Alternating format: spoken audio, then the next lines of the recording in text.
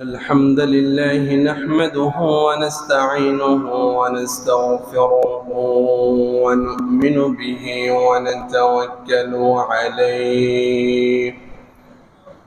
نعوذ بالله من شرور أنفسنا ومن سيئات أعمالنا. من يهده الله فلا مضل له ومن يضلل فلا هادي له. ونشهد أن سيدنا وحبيبنا ومولانا محمدا عبد الله ورسوله الذي أرسله بالحق بشيرا ونذيرا وداعيا إلى الله بإذنه وسراجا منيرا. أما بعد فقد قال الله تبارك وتعالى في قرآن كريم قرآن مرشد أعوذ بالله من الشيطان الرجيم. بسم الله الرحمن الرحيم. إنا أعطيناك الكوثر فصل لربك وانحر إن شانئك هو الأبتر. صدق الله العظيم. আল্লাহ পাকের শাহী দরবারে শুকর গুজার হচ্ছি যে রব্বুল ইজ্জত ওয়াল জালাল আমাদেরকে জিলহজ মাসে আল্লাহ তাআলা জুমার নামাজ আদায়ের জন্য তৌফিক দান করলেন। এজন্য আল্লাহ পাকের শাহী দরবারে শুকরিয়া জ্ঞাপন করছি। সবাই সমস্বরে কালিমাত শুকুর আদায় করছি, বলছি আলহামদুলিল্লাহ। মুহতারাম হাজিরিন, আজকে কিছু গুরুত্বপূর্ণ মাসআলা, কুরবানির কিছু ফাজাইল মাসাইল আপনাদের সামনে পেশ করব। তার আগে আল্লাহ পাক সুন্দর করে জানান দিয়েছেন সূরাতুল হজের মধ্যে 37 নম্বর আয়াতে আল্লাহ পাক বলছেন, لن ينال الله لحومها ولا دماؤها ولكن يناله التقوى منكم كذلك سخرها لكم لتكبروا الله على ما هداكم وبشر المحسنين. আল্লাহ পাক বলছেন, তোমরা যে কুরবানি করো, কুরবানির গোশতগুলা আমি আল্লাহ পাকের কাছে কিছুই পৌঁছে না, এবং কুরবানির যে রক্ত আছে এই রক্ত থেকেও বিন্দু পরিমাণ রক্ত আমি আল্লাহ পাকের দরবারে যাই না, বরং আল্লাহ পাকের কাছে তোমাদের যে হৃদয় নিয়ত আছে, তাকওয়া আছে, এই তাকওয়াই আল্লাহ পাকের কাছে পৌঁছে।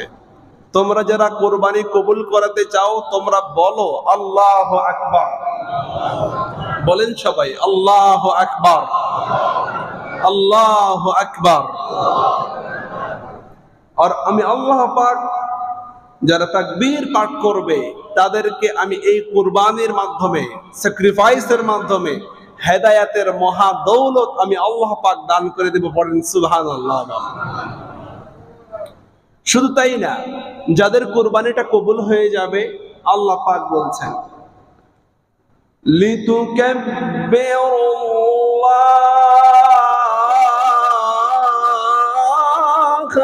আলা মা হাদাকুম ওয়া বাশশিরিল মুহসিনিন।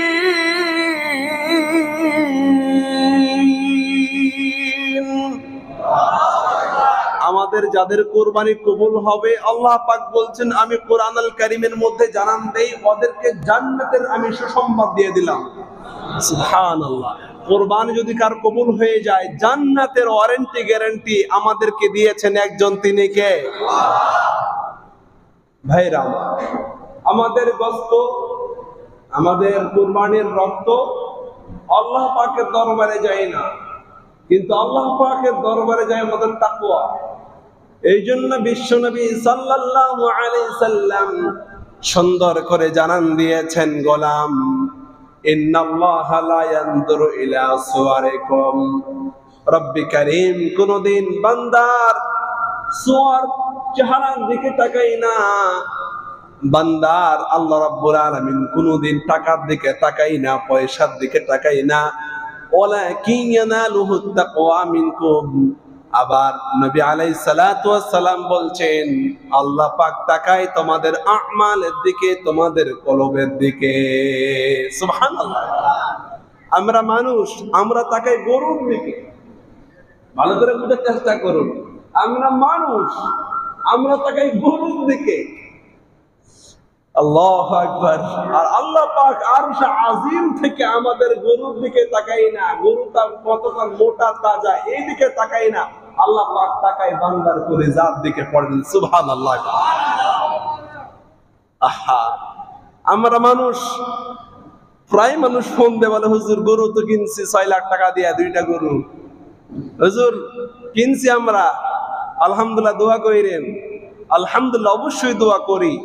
আমাদের নজর টাকার দিকে, কত লাখ টাকা দিয়ে আমরা ক্রয় করলাম, কত মোটা তাজা, রংটা সুন্দর নাকি, আমরা এদিক খেয়াল করি। আর আল্লাহ পাক তাকায় আমাদের কলিজার দিকে, তোমার টাকা কি হালাল টাকা কিনা, তোমার নিয়ত ভালো নিয়ত কিনা। কারণ নিয়ত যদি গরমিল হয়ে যায় কবুল হবে না। এই জন্য আল্লাহ পাক বলছেন ও দুনিয়ার মুমিন মুসলমান মনে রেখে দিও ফাযকুরু ইসমাল্লাহি আলাইহা সাওয়াব فإذا وجبت جنوبها فكلوا منها وأطعموا القانع والمعتر كذلك سخرناها لكم لعلكم تشكرون. পড়েন সুবহানাল্লাহ। আল্লাহ পাক তিনি বলতে চান আমরা সবাই কুরবানি করতে রাজি আছি তো ইনশাআল্লাহ? কি বলেন, সবাই রাজি আছি না ইনশাআল্লাহ? আল্লাহ পাক বলেন এই যে কুরবানির বিধান দিলাম, কুরবানি করার জন্য তোমাদেরকে আমি আল্লাহ রাব্বুল আলামিন আদেশ করলাম, এই জন্যই করলাম লাআল্লাকুম তাশকুরুন। আগে তো জবাই দেওয়া হতো মানুষকে, আসলে কুরবানির বিষয় ছিল মানুষকে জবাইয়ের আদেশ ছিল, কিন্তু আল্লাহ পাক উম্মতে মুহাম্মাদের প্রতি, মানুষের প্রতি দয়া করে মানুষের পরিবর্তে আল্লাহ রাব্বুল আলামিন গরু ছাগলের ব্যবস্থা করেছে। সুবহানাল্লাহ।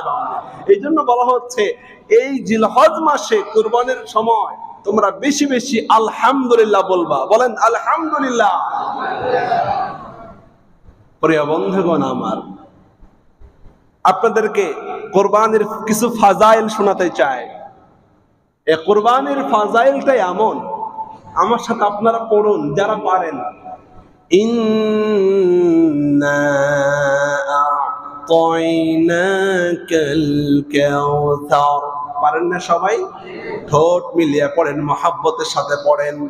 ইন্না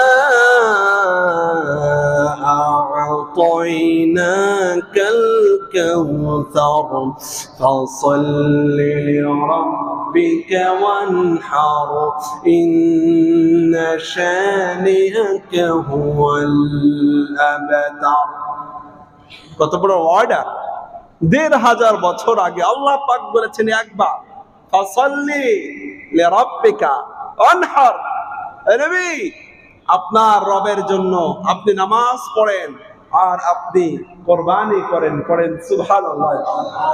একটা আদেশ আকাশ থেকে নাজিল হলো। মনে হয় আল্লাহ তাআলা প্রতি ঈদের সময় আল্লাহ পাক ওয়ার্নিং করেন, দেখ কুরবানি চলে আসছে, জলদি করে আমার একটা হুকুম বাস্তবায়নের জন্য তোমরা সবাই লুটিয়ে পড়ো। পড়েন আল্লাহু আকবার। নবী আলাইহিস সালাতু ওয়াস সালামকে বললেন, ও নবী আপনি আপনার রবের জন্য নামাজ পড়েন। তার মানে হলো এই, আগে নামাজ পড়ে কুরবানি। ও মুমিন মুসলমান, বহু মুসলমান এমন আছে নামাজ পড়ে না, কুরবানি দেয়। আছে না নাই? আল্লাহ পাক বলেন, নবী আপনি তো কুরবানি দেবেন, কিন্তু আপনাকে বলছি ফাসাল্লি লিরাব্বিকা ওয়ানহার, আগে রবের জন্য নামাজ পড়েন, এরপরে কুরবানি করেন। নামাজ আছে যার, কুরবানি আছে তার। যার নামাজ নাই ওর কি কুরবানি আছে? এখন কোন ব্যক্তি যদি শরীকি কোন গরুতে ভাগা দেন, 7 ভাগা 5 ভাগা 3 ভাগা, আর বেনামাজি যদি ওই ভাগার মধ্যে অ্যাটাচমেন্ট থাকে, তাহলে কি কুরবানি কবুল হবে? জোরে কোন হবে? হবে না।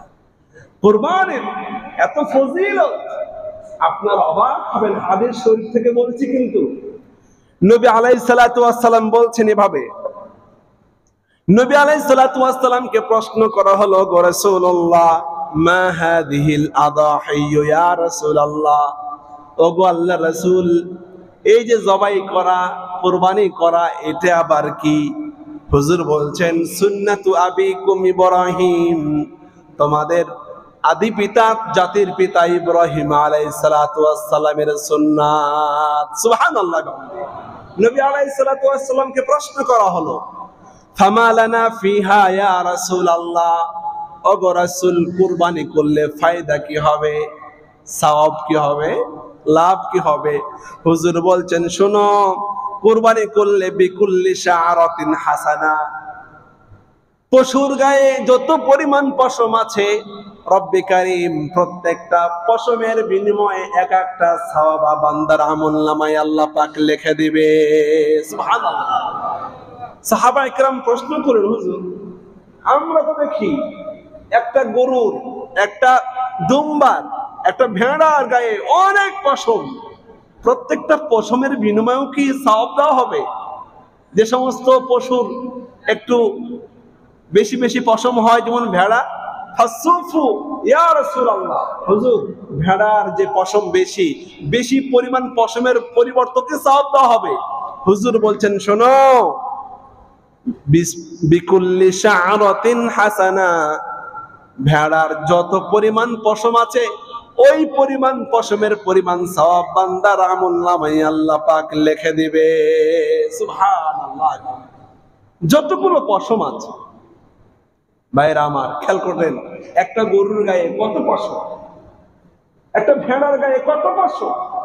কুরবানি করলেন, প্রত্যেকটা পশমের বিনিময়ে আপনার আমলনামায় সওয়াব দিবে একজন, তিনি কে? জোরে বলেন, তিনি কে?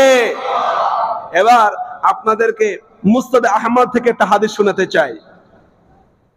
আমার রাসূল বলছেন, শোনো, শুধু প্রত্যেকটা পশমের বিনিময়ে সওয়াব বিষয়টা এমন না, বিকুল্লি কাতরাতিন হাসানা, রক্তের যত ফোঁটা রক্ত আছে, প্রত্যেকটা রক্তের ফোঁটা পরিমাণ সওয়াব আল্লাহ পাক প্রত্যেকটা রক্তের ফোঁটায় সওয়াব দিবে। সুবহানাল্লাহ। যতগুলা রক্ত ঝরবে তো ওই পরিমাণ সওয়াব আপনার আমলনামে আল্লাহ পাক লিখে দিবে। সুবহানাল্লাহ। শুধু তাই না, মুস্তাদরাকে হাকিমের মধ্যে হাদিস রওয়ায়াত হয়েছে, বিশ্বনবী ফাতিমাকে বললেন, ও ফাতিমা, তুমি জানো নাকি কোরবানি করলে কি পরিমাণ সওয়াব বান্দার আমলনামায় আল্লাহ পাক দান করেন? ও ফাতিমা, তুমি জানো নাকি? ও ফাতিমা শোনো, ফাইন্না লাকি বিআওয়ালি কতরাতিন তাকতুরু মিনাদ দামবি ইউগফারু লাকি মা সালাফা মিন যুনুবিকি।